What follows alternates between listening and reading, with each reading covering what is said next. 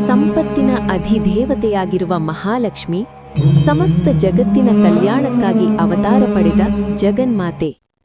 ಲಕ್ಷ್ಯ ಎಂಬ ಸಂಸ್ಕೃತ ಪದದಿಂದ ಉತ್ಪನ್ನವಾದ ಲಕ್ಷ್ಮಿ ಎಂಬ ಹೆಸರು ಗುರಿ, ಧ್ಯೇಯ ಮತ್ತು ಸಮೃದ್ಧಿಯನ್ನು ಸೂಚಿಸುತ್ತದೆ. ಜೀವನದಲ್ಲಿ ಮಾನವನು ಬಯಸುವ ಧರ್ಮ, ಅರ್ಥ, ಕಾಮ ಮತ್ತು ಮೋಕ್ಷಗಳೆಂಬ 4 ಪುರುಷಾರ್ಥಗಳ ಸಾಧನೆಗೆ ಲಕ್ಷ್ಮೀ ಕೃಪೆ ಅನಿವಾರ್ಯ. ಆದ್ದರಿಂದಲೇ ಪ್ರಾಚೀನ ಕಾಲದಿಂದಲೂ ಪ್ರತಿಯೊಂದು ಮನೆಯಲ್ಲೂ ಲಕ್ಷ್ಮೀ ಪೂಜೆ ನಿತ್ಯವೂ ನಡೆಯುತ್ತಾ ಬಂದಿದೆ. ವಿಶೇಷ ದಿನಗಳಲ್ಲಿ ಶಾಸ್ತ್ರೋಕ್ತ ವಿಧಿಯಿಂದ ಮಹಾಲಕ್ಷ್ಮಿಯನ್ನು ಆರಾಧಿಸಲಾಗುತ್ತದೆ. ಮಹಾಲಕ್ಷ್ಮಿಯು ಅಪೂರ್ವ ಸೌಂದರ್ಯದ ದೇವಿ. 4 ಕೈಗಳನ್ನೊಳಗೊಂಡು ಕೈಯಲ್ಲಿ ಕಮಲವನ್ನು ಧರಿಸಿ ಅರಳಿದ ತಾವರೆಯ ಮೇಲೆ ಆಸೀನಳಾಗಿ ಕಂಗೊಳಿಸುತ್ತಾಳೆ. ಅವಳ ಕೊರಳಲ್ಲಿ ಪದ್ಮಹಾರ, ಮುಖದಲ್ಲಿ ದಿವ್ಯ ಕಾಂತಿ, ಕಣ್ಣುಗಳಲ್ಲಿ ಕರುಣೆ. ಪದ್ಮಮಾಲೆಯನ್ನು ಧರಿಸಿದ ಕಾರಣ ಅವಳನ್ನು ಪದ್ಮಪ್ರಿಯೆ, ಪದ್ಮಹಸ್ತೆ, ಪದ್ಮಾಕ್ಷಿ, ಪದ್ಮಮುಖಿ, ಪದ್ಮೋದ್ಭವೆ, ಪದ್ಮಿನಿ, ಪದ್ಮಸುಂದರಿ ಎಂದು ಹಲವು ನಾಮಗಳಿಂದ ಕರೆಯಲಾಗುತ್ತದೆ. ಅದಲ್ಲದೆ ಕಲ್ಯಾಣಿ, ವೈಷ್ಣವಿ, ನಾರಾಯಣಿ, ಮಾಧವಿ, ಹರಿಪ್ರಿಯೆ, ಜನನಿ, ರಮಾ ಮತ್ತು ಇಂದಿರಾ ಎಂಬ ಹೆಸರುಗಳು ಬಹುಜನಪ್ರಿಯ. ಈ ಎಲ್ಲಾ ನಾಮಗಳ ಮೂಲಕ ಜಗನ್ಮಾತೆಯಾದ ಮಹಾಲಕ್ಷ್ಮಿಯನ್ನು ಭಕ್ತರು ಭಕ್ತಿಯಿಂದ ಸ್ತುತಿಸುತ್ತಾರೆ.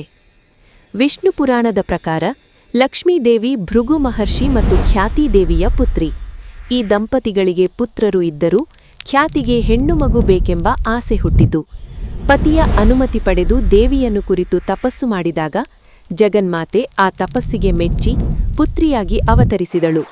ಆಕೆಗೆ ಲಕ್ಷ್ಮೀ ಎಂದು ನಾಮಕರಣ ಮಾಡಲಾಯಿತು. ಕುಮಾರಿಯಾಗಿದ್ದ ಲಕ್ಷ್ಮಿ ನಂತರ ಶ್ರೀಮನ್ನಾರಾಯಣನನ್ನು ಕುರಿತು ಕಠಿಣ ತಪಸ್ಸು ನಡೆಸಿದಳು. ತಪಸ್ಸಿಗೆ ಮೆಚ್ಚಿದ ವಿಷ್ಣು ವಿಶ್ವರೂಪದಲ್ಲಿ ದರ್ಶನ ನೀಡಿದಾಗ ಲಕ್ಷ್ಮಿ ತಾನು ಅವನ ಪತ್ನಿಯಾಗಬೇಕೆಂದು ಪ್ರಾರ್ಥಿಸಿದಳು. ಮತ್ತೊಂದು ಪ್ರಸಿದ್ಧ ಕಥೆಯಂತೆ ಲೋಕ ಕಲ್ಯಾಣಕ್ಕಾಗಿ ನಡೆದ ಸಮುದ್ರ ಮಂಥನದಲ್ಲಿ ಅನೇಕ ಅದ್ಭುತ ವಸ್ತುಗಳು ಉದ್ಭವಿಸಿದವು. ಮೊದಲು ಬಂದ ಹಾಲಾಹಲ ವಿಷವನ್ನು ಶಿವನು ಕುಡಿಯುವುದರಿಂದ ವಿಷಕಂಠನಾದನು. ನಂತರ ಕಾಮಧೇನು, ಕಲ್ಪವೃಕ್ಷ, ವಾರುಣಿದೇವಿ, ಪಾರಿಜಾತ ವೃಕ್ಷ, ಅಪ್ಸರೆಯರು ಮತ್ತು ಚಂದ್ರನು ಉದಯಿಸಿದರು.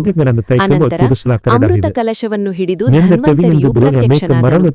ಕೊನೆಗೆ ಅರಳಿದ ಕಮಲದ ಮೇಲೆ ನಿಂತು ಕೈಯಲ್ಲಿ ಕಮಲ ಹಿಡಿದು ಅಪಾರ ಕಾಂತಿಯೊಂದಿಗೆ ಪ್ರಪಂಚವನ್ನು ಪ್ರಕಾಶಮಾನಗೊಳಿಸುತ್ತಾ ಶ್ರೀಲಕ್ಷ್ಮೀದೇವಿ ಉದಯಿಸಿದಳು.